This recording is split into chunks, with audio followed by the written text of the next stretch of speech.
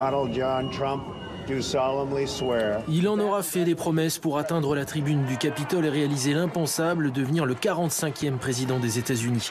Un an après son élection à la Maison-Blanche, Donald Trump ne cesse de vanter son bilan. Étonnant, puisque les grandes réformes annoncées ont été retoquées ou dorment toujours dans les cartons.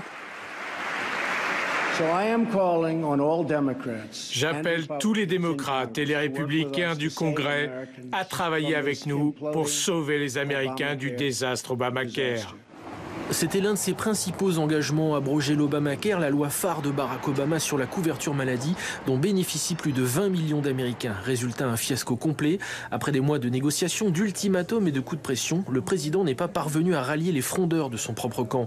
La réforme de la santé promise par Trump est torpillée avant d'avoir vu le jour. Une humiliation pour la Maison-Blanche.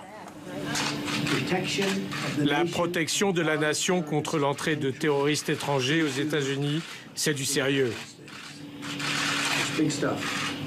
Des décrets interdisant de manière permanente le passage des frontières américaines aux ressortissants de 7 pays, parmi lesquels la Syrie, le Yémen ou l'Iran.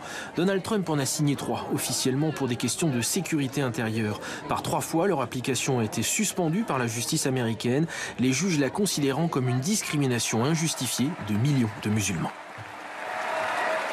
Nous allons construire un grand mur à la frontière pour empêcher l'immigration illégale. Décidément, Donald Trump n'a pas de chance avec les frontières. Les travaux du mur, qu'il voyait s'élever sur les 3000 km de la frontière mexicaine et payés par le Mexique, n'ont pas commencé faute d'avoir trouvé les dizaines de milliards nécessaires à sa construction.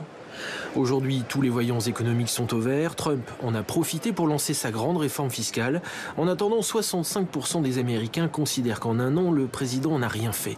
Sauf peut-être une chose, profondément diviser la société américaine, un bilan pour le moins mitigé.